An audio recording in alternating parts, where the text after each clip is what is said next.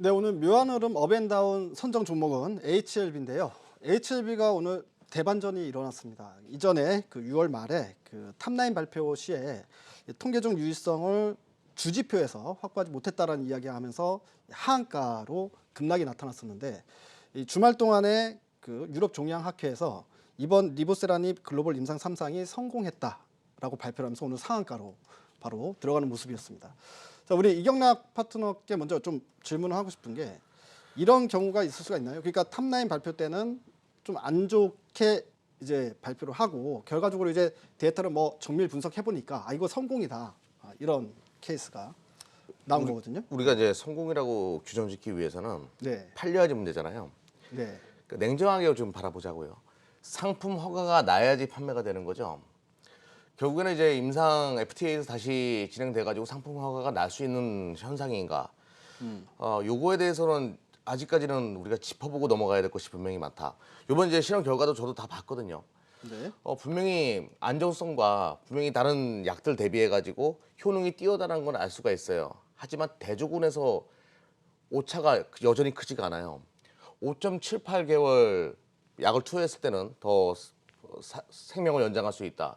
근데 대조군 쪽, 먹지 않은 쪽에서도 5.13개월의 그 결과가 나왔기 때문에 대조군의 오차가 크지 않기 때문에 요거는 조금 더 지켜볼 필요가 있다.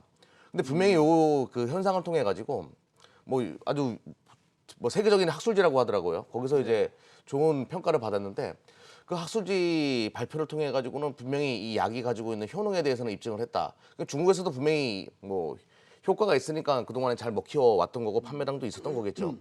근데 이제 아시아인뿐만 아니라 뭐 서양인들한테도 분명히 이 약은 먹히는 게 맞습니다. 하지만 대중군의 오차를 어떻게든 그 상품 허가를 받기까지는 뭐 좀 더 지켜볼 필요가 있기 때문에 이걸 이용해 가지고 좀 올라온다라고 하면 좀 그동안 이제 손실 많이 보고 있었던 분들은 좀 물량을 줄여놓고 좀 대응하실 필요는 있겠다. 저는 그렇게 바라보고 있습니다. 네, 그러니까 지금 현재 이제 회사 내부적으로는 이제 성공한 수치가 나왔다라고 발표를 했다고 하더라도 결국에 이제 FDA 미팅이 남아 있기 때문에 네. 거기서 이제 BLA를 받을 수, 즉 시판 허가를 받을 수 있느냐 없느냐, 네. 예, 그 부분은 봐야 된다. 그리고 오히려 주가가 올라왔을 때 비중을 좀 축소해야 된다. 네, 예, 추세 그렇게. 놓고 봐야죠. 이것도 결과가 안 좋아질 수 있기 때문에. 네. 뭐 우리가 좋은 것만 바라봐서는 안 되는 거니까 항상 리스크 네. 관리라는 것도 해야 되는 거니까요.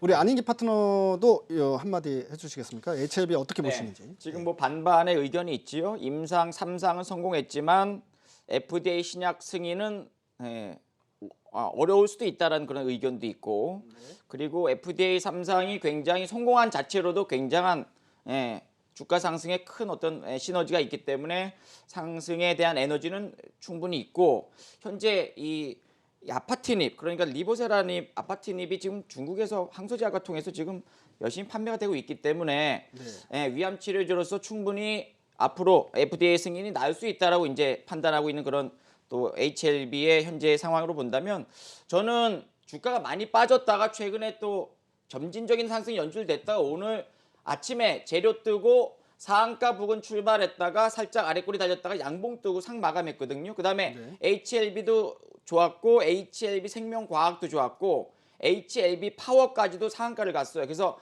당분간은 거래량도 많이 실리고 긍정적이기 때문에 계속 움직임이 있을 수 있겠지만 계속적으로 올라가긴 좀 부담이 돼요.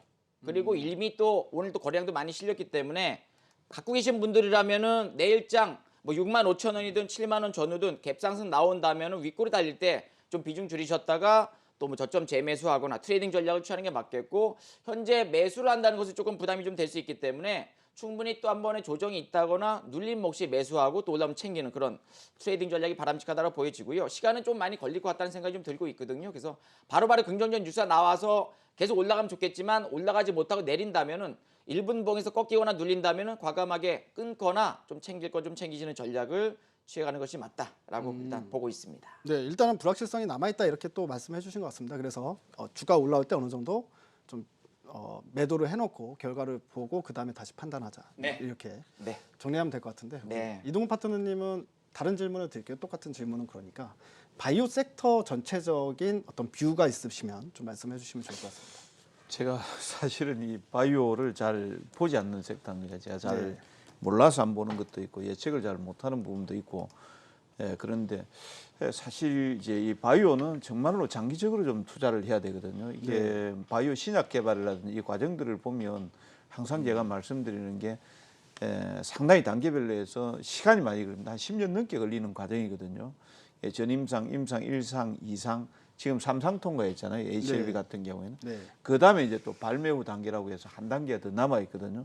거기에서 이제 지금 중국에서는 팔리지만 미국 쪽에서는 또 FDA 신약 허가를 받아야 되잖아요. 그래야 네. 판매가 되죠. 그렇지 않으면 또 판매가 안 된단 말입니다. 그런 이제 과정들이 상당히 깁니다.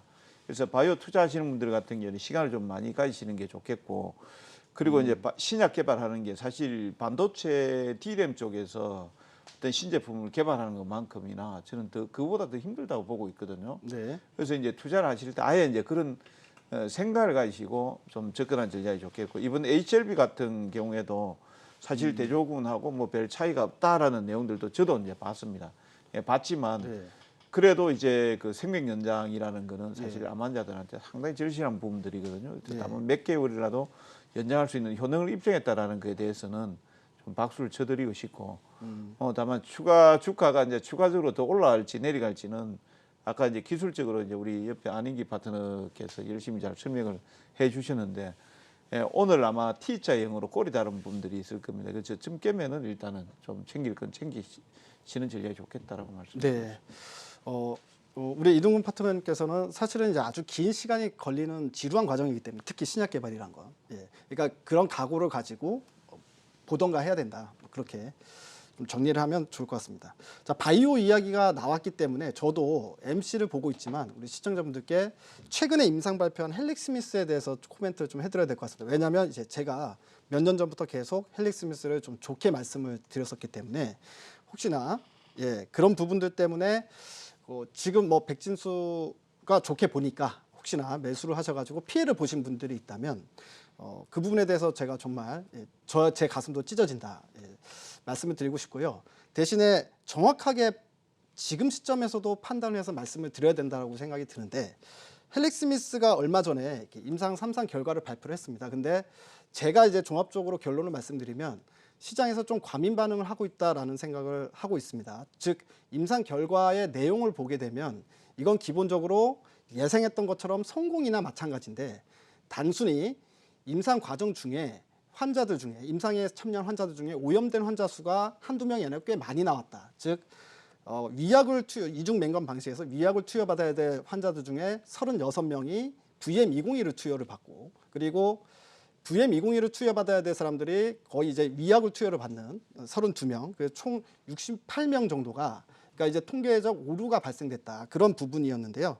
그러니까 실질적으로 시장에서는 그 부분은 너무 포커스를 맞추고 보고 있는 게 아닌가, 저는 그렇게 판단을 하고 있습니다. 즉 그렇게 하다 보니까 시장이 아니라 이제 회사에서 이야기하는 통계적인 유의성에 대해서도 시장에서 안 믿는 분위기가 형성이 된 것 같고요. 신뢰의 문제가 좀 깨졌다, 그렇게 보고 있습니다. 근데 우리가 이런 오염된 환자들을 제거하고 통계를 냈을 경우에 430명이나 됩니다. 그 통계를 냈을 경우에는 확실히 3개월, 6개월, 9개월의 통계적 유의성을 달성했다. 안정성뿐만이 아니라 약효까지 확인을 했다라고 보고 있고요. 그렇기 때문에 제2의 지금 HLB처럼 결과적으로 성공할 약이다라는 부분에 있어서는 아직도 변한 거 없다, 이렇게 말씀을 드리겠습니다. 시청자분들 중에 헬릭 스미스를 가지고 계신 시청자분들이 있으면 이 말이 위로가 될지는 모르겠습니다만 아직까지 게임은 끝난 건 아니다라고 생각하고 있다는 점 다시 한번 말씀을 드리겠습니다.